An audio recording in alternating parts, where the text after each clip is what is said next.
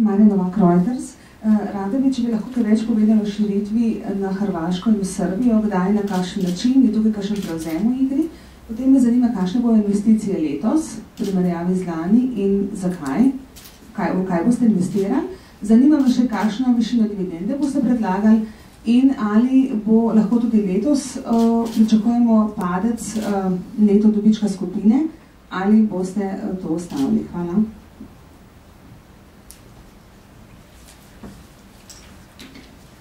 Jaz mislim, da več o informacij, kar se tiče širitve na Hrvaško pa v Srbijo, v tem trenutku ne moramo povedati.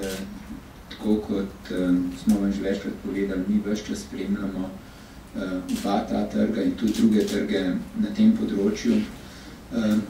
Mi smo si zadali za cilj, da letos na ta dva trga vstopimo. Kdaj, kako, pa v tem trenutku ne bi razkrivali. Investicije v letošnjem letu, če vzamemo tako investicije v širitve kot investicije v infrastrukturo, po načrtih ne bodo presegle lanskoletnih. Seveda, si tukaj pa moramo vzeti en pridržek. Vi veste, da imamo v načrtu in da redno spremljamo dogajanje tudi v Bosni in Hercegovini in da, če se bo tam zgodil velik dogodek prodaje bosanskega BH Telekoma, bomo probali tudi na tem segmentu uspeti.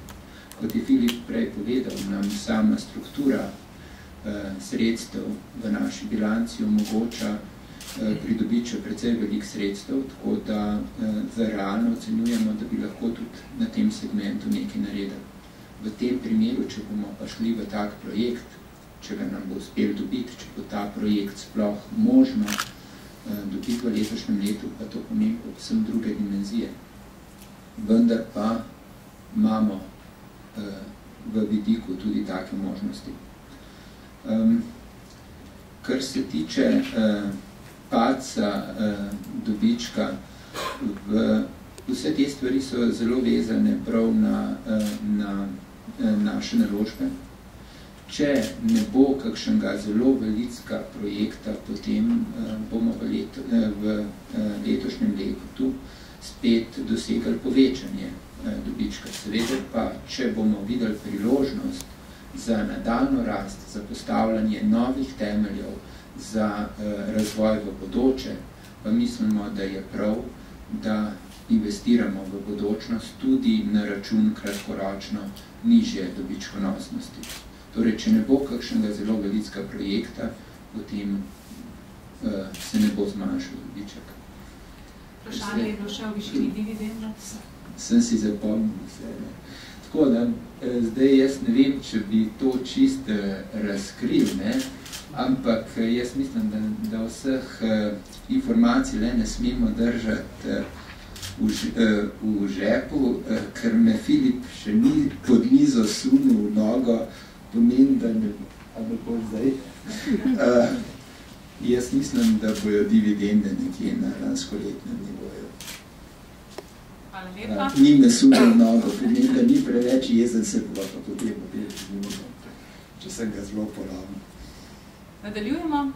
Katarina Vdelič Finance, kaj zdaj konec postopka prodaje oziroma vsaj v tej fazi pomeni za nadaljno organizacijo Telekoma, glede na to, da je bila vmes totalno skrižno vodstvo, menjava vodilnih kadrov med Mobitelom in Telekomom zaustavljena in spojastila, da je to zaradi prodaje.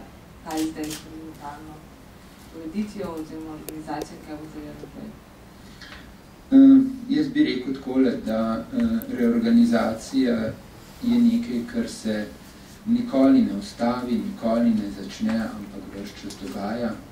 In mogoče ste bili v preteklih mesecih zelo fokusirani v glavnem na to, kaj se bo zgodilo s prodajo, ampak če ste gledali tudi druge stvari, so se v tem času dogajale tudi na organizacijskem nivoju, na nivoju skupine, kar velike spremembe.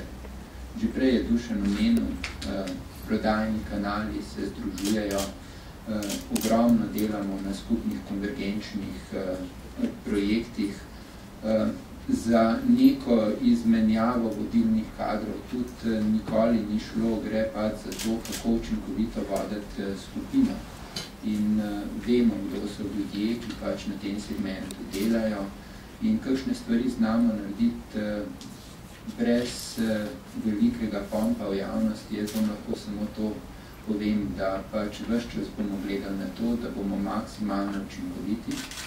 Cilj je pa zelo enostaven. Uporabnikom moramo ponuditi tisto, kar uporabniki pričakujejo od vodilnega telekomunikacijskega operaterja, ne samo v Sloveniji, ampak kjerkoli drugje v razvitem svetu.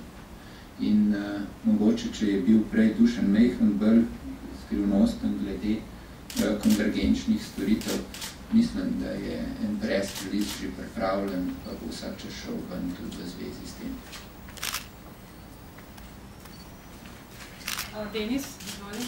Denis v 4POP TV. V bistvu imam 3 vprašanja, so povezana s privatizacijo s Telekom Slovenije. Meni zanima prvič, kakšni so bili stroški, ki je imel Telekom Slovenije za support pri privatizaciji podjetja. Vemo, da ste vi po naročilu vlade delimo delali tudi oceno vrednosti Skiptija.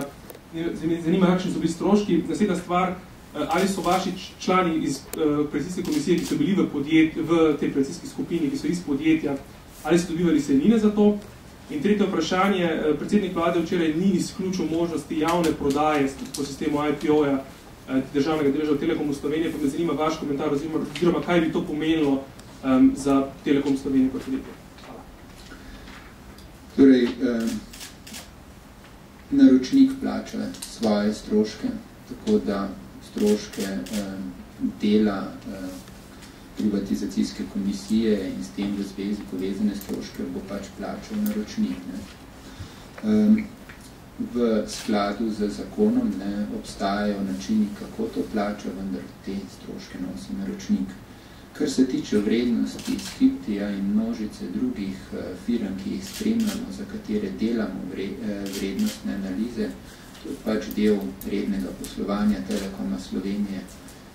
Če želimo najprej poznati, kaj se v svetu dogaja, če želimo na primeren način investirati tudi v naše ciljne tržišča, moramo poznati vrednosti drugih telekomov, ne samo v tem področju, ampak tudi drugje. Ne smemo se primerjati v nekem ožjem, ozkem področju, ampak širše. In zato mi ta strošek, ki smo ga imeli s cenitvijo Skiptija, ne ocenjujemo kot noben poseben strošek, ne ocenjujemo tudi množico drugih telekomunikacijskih operaterjev. Telekom Slovenije ali skupina Telekoma Slovenije ni delegirala nobenega člana v privatizacijsko komisijo. Te ljudje, ki so delali v privatizacijski komisiji, so bili imenovani strani vlade in so zastopali interese izključno vlade, tako da jih naša skupina ne plačuje in jih bo plačal pač tisti, ki jih je imenoval. Kar se tiče javne prodaje, jaz mislim, da v tem trenutku je treba pač reči, da je sam proces prodaje Telekoma Slovenije prišel do neke točke, ko smo pač ugotovili, da se Telekom Slovenije v okviru tega procesa ne bo prodal. V bodoču bomo videli, kakšni so najprimernejši načini za zmanjšanje deleža države v Telekomu Slovenije.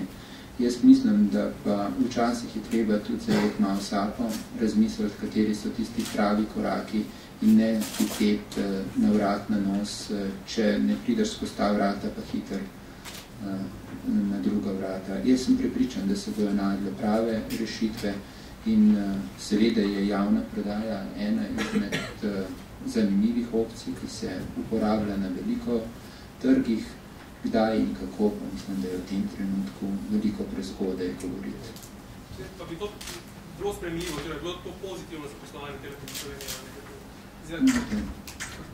Javna prodaja in razpršeno lastništvo je vsekakor lahko zanimiva in pozitivna stvar. Treba jo je pa temeljito prepraviti, proučiti, zanalizirati. Mislim pa, da za to danes nihče ni pripravljen.